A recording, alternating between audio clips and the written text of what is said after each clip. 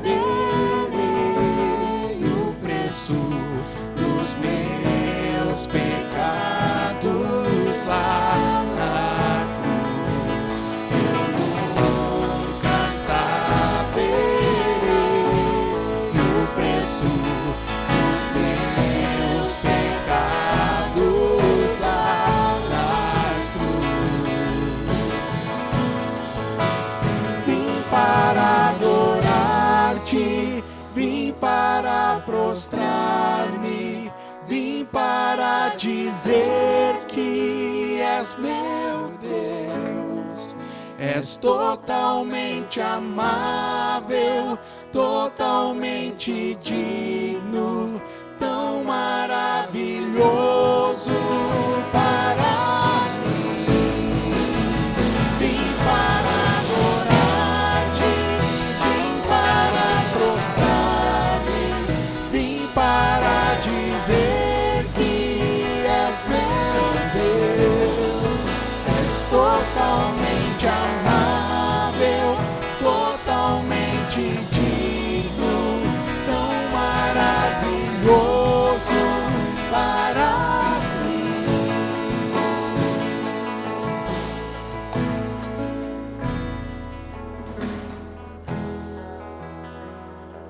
É tão bom, Senhor, estar na Tua presença. Como nós precisamos, Pai, como nós ansiamos estar assim. Queremos Te adorar, Senhor, nós queremos exaltar o Teu nome. Ainda mais que nós estamos nesse tempo, Senhor, de advento. Que deve ser um tempo assim de espera, Senhor, uma espera alegre. Porque o Senhor está vivo. O Senhor tem agido nas nossas vidas, Senhor. E vai ser tão bom quando o Senhor, quando nós estivermos assim face a face contigo, Senhor.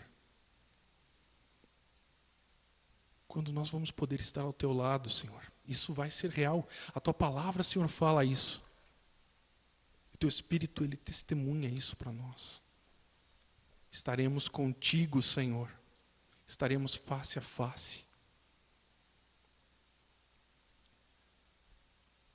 Que nesse tempo de advento, Senhor, nós possamos experimentar, Senhor, pelo menos um pouquinho. Realmente nós hoje não temos condição nenhuma, Senhor. Nós não temos nem como imaginar como será o dia em que estaremos do teu lado, Senhor. Mas podemos já experimentar um pouquinho, Senhor, o gostinho do que será. E isso pode ser todo dia, Senhor, isso pode ser a cada instante, não só nesse tempo de advento. Toca, Senhor, e transforma o nosso coração, para que nós possamos experimentar isso dia após dia, Senhor. A Tua presença, Senhor, em comunhão, em adoração a Ti, Senhor, em meditação, Senhor, da Tua palavra. Nos nossos afazeres diários, Senhor, no nosso trabalho, lá com a nossa família. Permite-nos experimentar, Senhor. Por favor, quebra, Senhor, toda barreira, tudo que realmente impede de Te conhecermos dia após dia, Senhor, e experimentarmos e vivermos essa comunhão. Essa esperança, Senhor, de vida que nos move, Pai.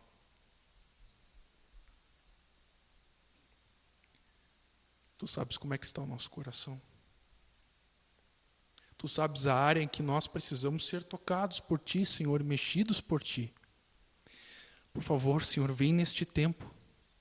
Vem operando, Senhor.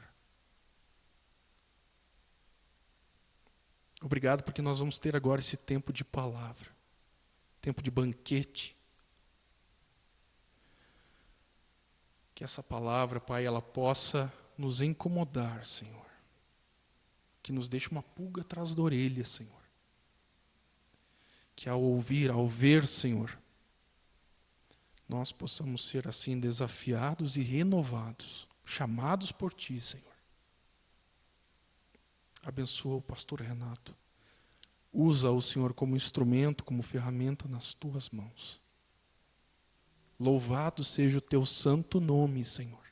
Bendito seja o Teu santo nome, porque o Senhor tem sido gracioso, e o Senhor tem derramado do Teu amor, da Tua graça, da Tua palavra, o Senhor tem feito tantas coisas. Obrigado, Senhor.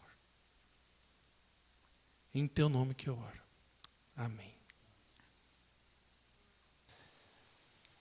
tempo de advento. Pela decoração nossa, você já percebe que nós estamos entrando no tempo do Natal. O tempo de advento é essa celebração da vinda de Deus ao nosso encontro, é essa festa que celebra Deus se achegando a nós. E é isso. Nós estamos no 4º domingo que antecede o Natal. Isso significa 1º domingo de advento. E de agora até o Natal, então, nós estaremos meditando a respeito do que significa esse tempo.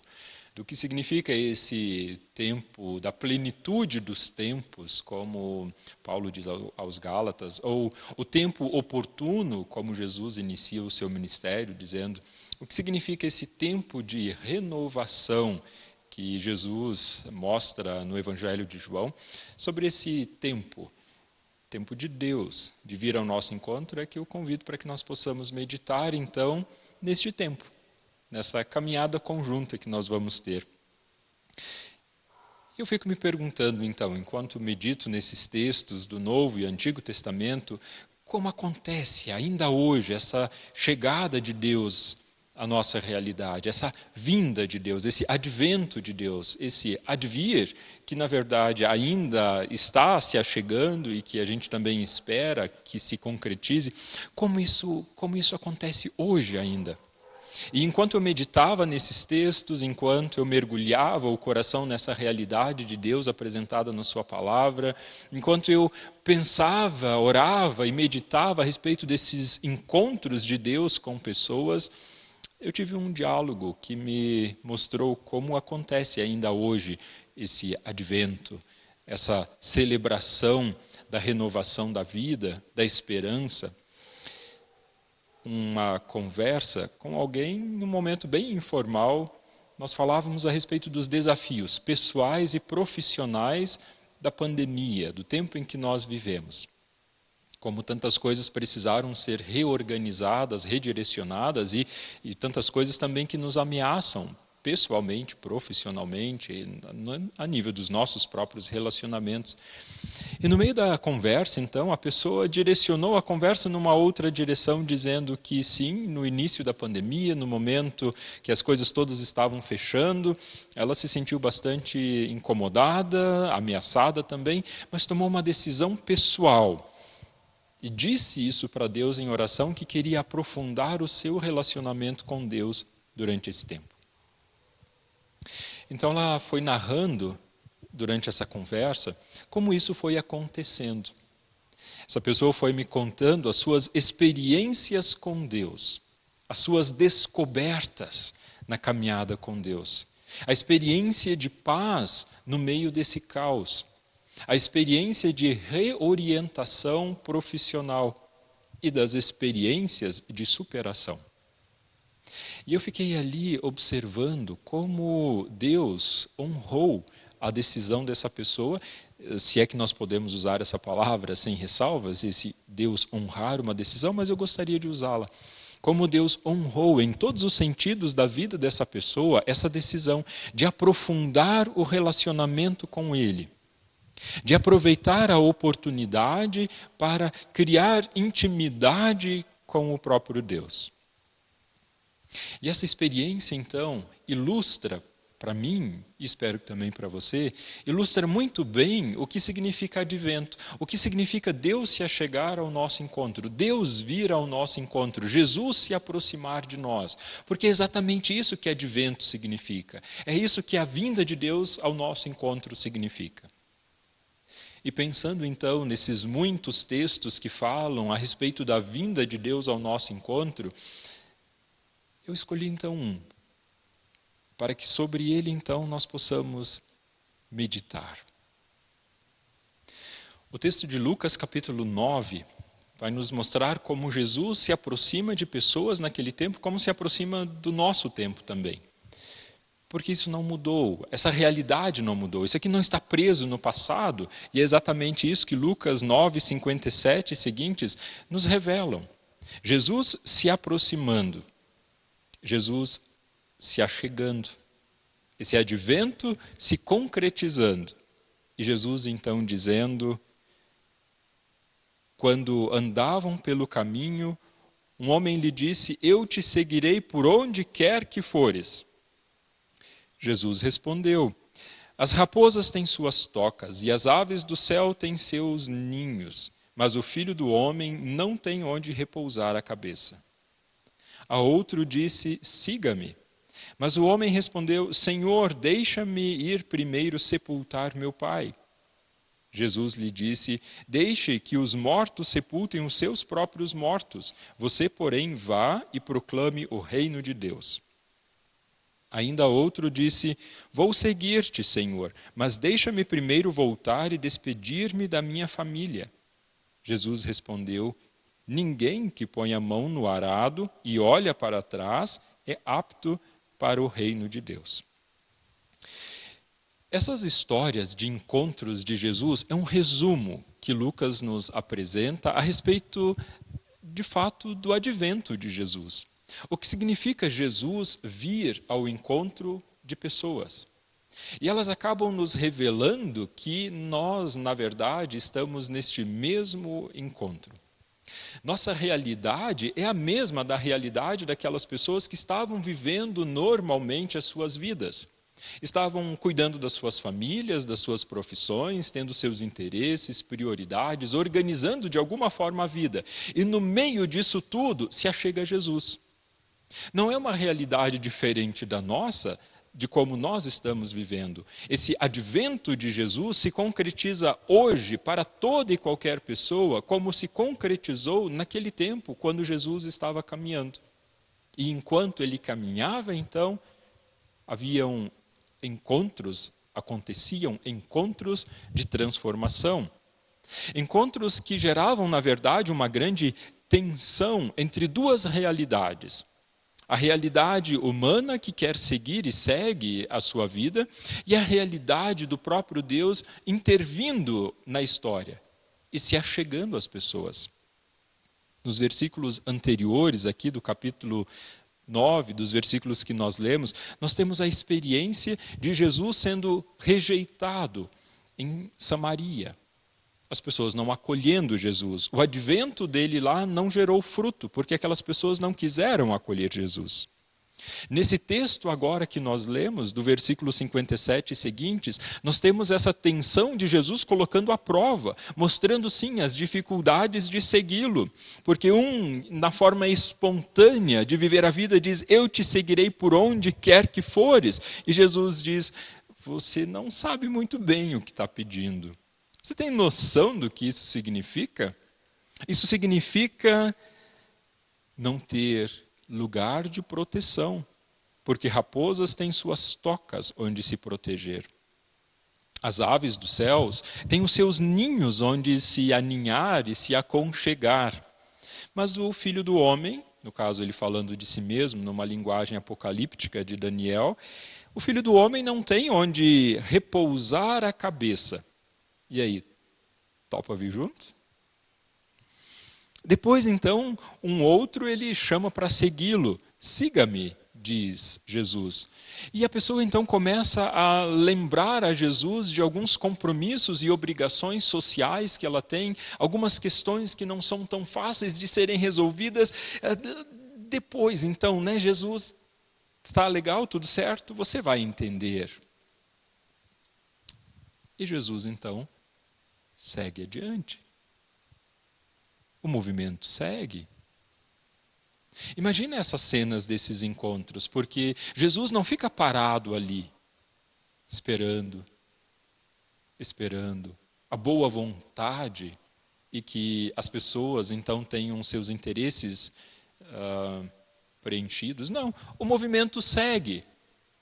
E quem sabe aquele olhar então de repente começa a perceber Jesus se distanciando já no horizonte. E é essa tensão que o texto aqui nos mostra, porque esse texto de Lucas 9, 57 a 62, está no meio, no centro de toda uma tensão de Jesus sendo rejeitado, aqui ele confrontando pessoas e as chamando, e o capítulo 10 que mostra que mesmo tendo alguns que não aceitaram o convite e esse encontro, esse advento de Jesus, ele tem outros que ele está enviando em missão, que ele está designando para ir adiante dele. Capítulo 10, os primeiros versículos apontam exatamente nessa direção. Ou seja, essas histórias nos mostram que a realidade que nós temos aqui é a mesma nossa, é a mesma do nosso dia a dia. Jesus se achegando para nos falar e nos chamar.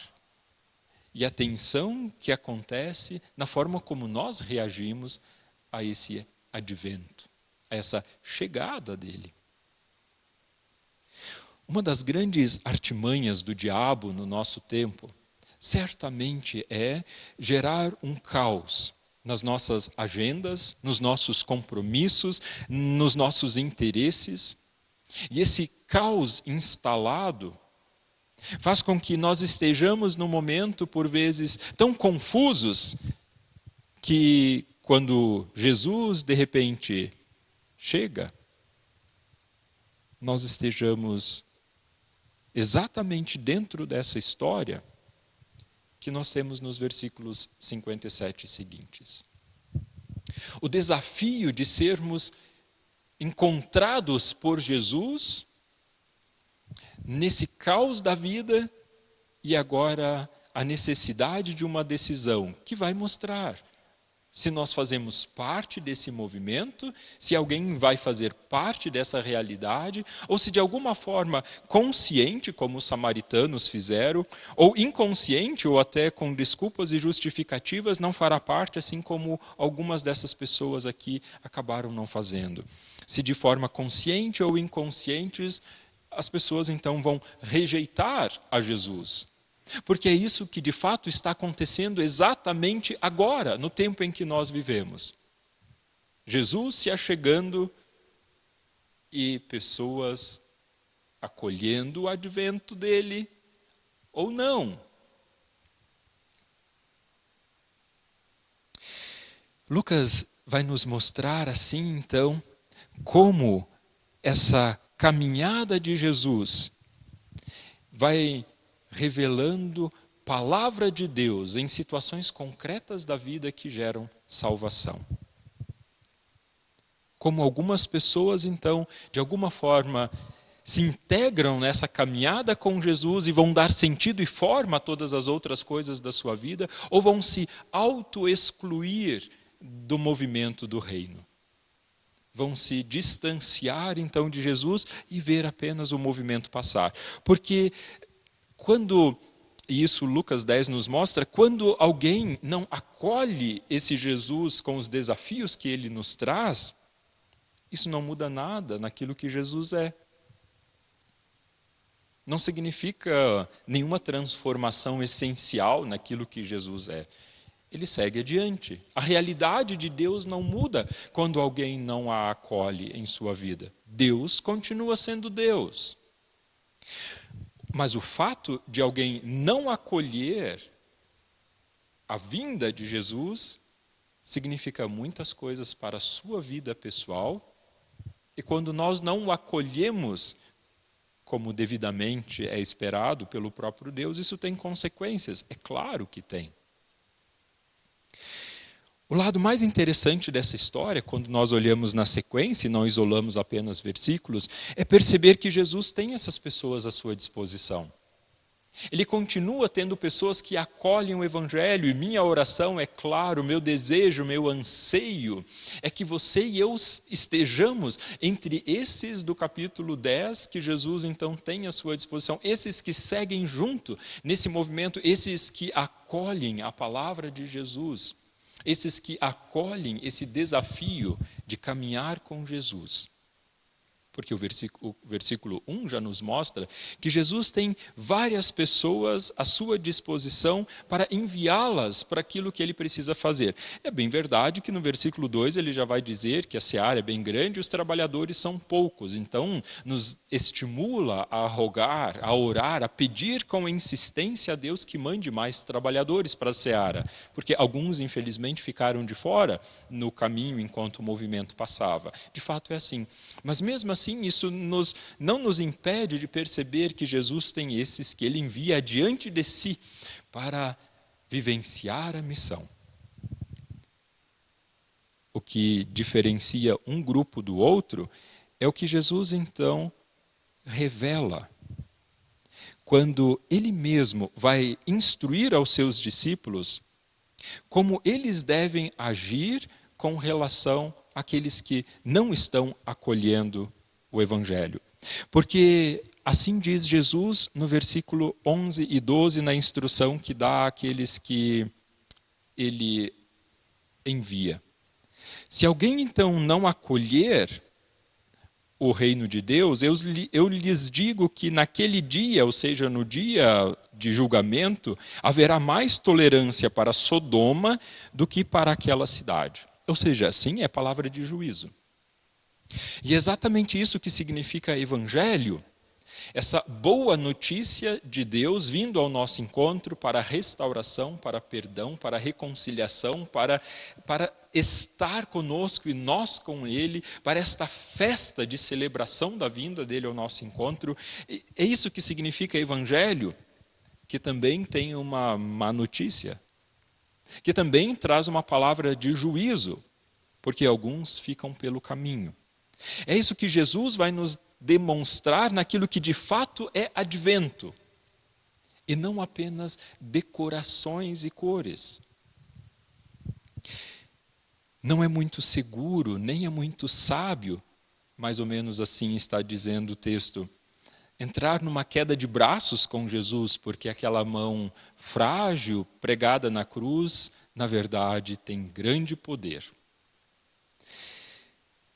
Quando nós olhamos para essa realidade, então, de tensão que acontece aqui interna nesse texto, entre aquilo que a palavra de Deus está nos mostrando como evangelho, como advento, como vinda de Deus, como esse movimento que segue em direção ao seu alvo, seu objetivo, nós lembramos de que, na verdade, Deus está proporcionando para cada um daqueles que acolhem esse Jesus não estarem sujeitos a esse julgamento ao qual Jesus diz que todos passarão. Para aqueles que fazem parte desse grupo de discípulos de Jesus, então existe uma recompensa fantástica, que é a maior que alguém pode querer experimentar.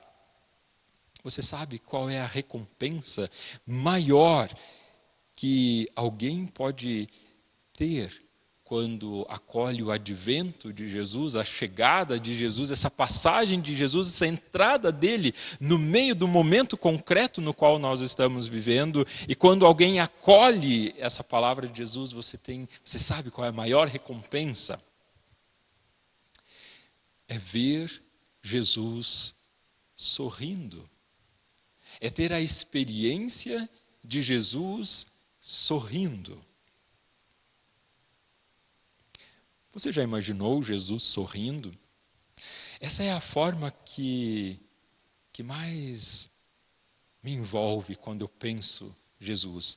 É a minha imagem preferida, a forma preferida de pensar em Jesus. Jesus sorrindo. E é isso que ele nos revela nos versículos 21 a 24. Quando ele nos diz, naquela hora, Jesus, exultando no Espírito Santo, disse, eu te louvo, Pai, Senhor dos céus e da terra, porque escondeste estas coisas dos sábios e cultos e as revelaste aos pequeninos. Sim, Pai, pois assim foi do teu agrado. Todas as coisas me foram entregues por meu Pai. Ninguém sabe quem é o Filho a não ser o Pai, e ninguém sabe quem é o Pai a não ser o Filho e aqueles a quem o Filho o quiser revelar. Então ele se voltou para os seus discípulos e lhes disse em particular, felizes são os olhos que veem o que vocês veem, pois eu lhes digo que muitos profetas e reis desejaram ver o que vocês estão vendo, mas não viram, e ouvir o que vocês estão ouvindo, mas não ouviram. Essa realidade de Jesus exultando em espírito e se alegrando com a realidade que os olhos dele contemplam e que essa realidade que os olhos dos seus discípulos estão contemplando, o enche de alegria. E ele sorri, e ele diz então para os seus discípulos, também vocês são felizes, bem-aventurados são vocês por fazerem parte dessa realidade, porque no meio deste momento em que você está vivendo, você ouviu Jesus te chamando. Feliz então é você. Bem-aventurado é você. Você consegue perceber o sorriso de Jesus, a alegria de Jesus, essa alegria de experimentar a realidade de Deus se achegando à nossa vida, para a partir disso então dar sentido e propósito para todas as outras coisas nas quais nós estamos envolvidos. Este tempo de advento é este tempo de experimentar, tempo de qualidade com Deus, o tempo oportuno, a plenitude dos tempos. E assim então, como oportunidade única e recompensa indescritível, ver Jesus sorrindo. O sorriso de Jesus. Você consegue percebê-lo? O sorriso de Jesus. Quero te convidar para orar. Ó Jesus amado, obrigado pela tua vinda, pelo teu achegar-se a nós. Obrigado porque tu estás passando aqui agora e estás nos falando. Obrigado, Jesus, porque podemos ouvir a tua voz, podemos ser enviados por ti para seguir adiante de ti por onde ainda vais passar, para chamar outros a este movimento do qual fazemos parte. Obrigado, Jesus, porque podemos contemplar a tua face que resplandece, o teu sorriso que se alarga, porque somos teus, porque nossos olhos contemplam a tua chegada e aquilo que tu és em nossa vida, porque podemos ter a experiência de aprofundar o nosso relacionamento com o Pai através de ti. Obrigado, Jesus amado, porque tu continuas alargando o teu sorriso em nosso favor, porque temos experimentado então o que tu tens preparado para os teus. Obrigado por isso. Que neste tempo de advento nós possamos então ser renovados, Jesus, por este teu sorriso afável e amoroso em nossa direção. Renova a nossa vida e assim que este tempo de encontro contigo reoriente tudo em nós e a partir de nós. Para a tua honra e glória, sim, Jesus. Amém.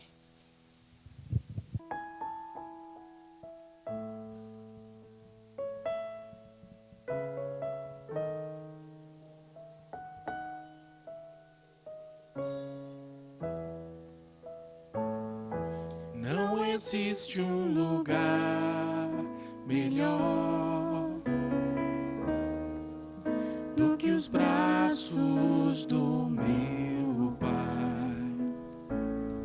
Não há nada melhor do que eu ficar perto do meu Pai. Não existe um lugar melhor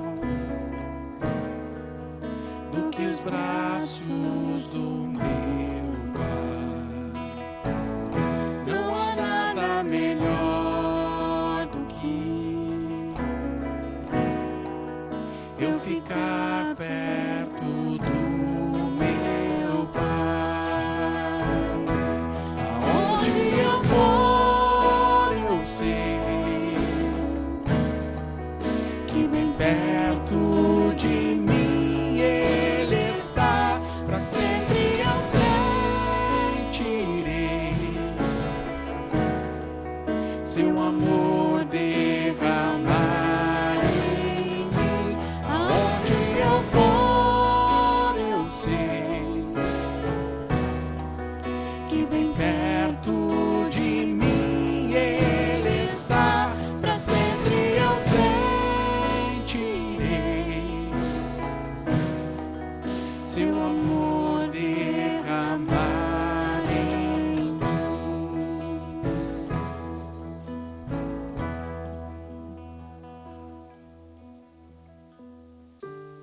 Os encontros com Jesus e as experiências da chegada deles acontece também aqui, agora, quando nós estamos em culto, quando você tira esse tempo para meditar, mas acontecem também no dia a dia, nas nossas decisões, no nosso cotidiano. Eu diria que até mais nesse cotidiano direto do dia a dia, bem concreto e real, nós confessamos muito mais a nossa fé e acolhemos a Jesus do que nesse tempo específico de culto que nós tiramos aqui agora. Que o Senhor assim então siga adiante de você te abençoando para que quando Ele se achegar a você, Ele encontre um coração como terra fértil para semear ali a palavra. Que o Senhor assim te abençoe, que o Senhor te guarde, que o Senhor faça resplandecer o rosto sobre você e tenha misericórdia de você, que sobre você o Senhor levante o seu rosto e que Ele mesmo te dê então da sua própria paz. Amém.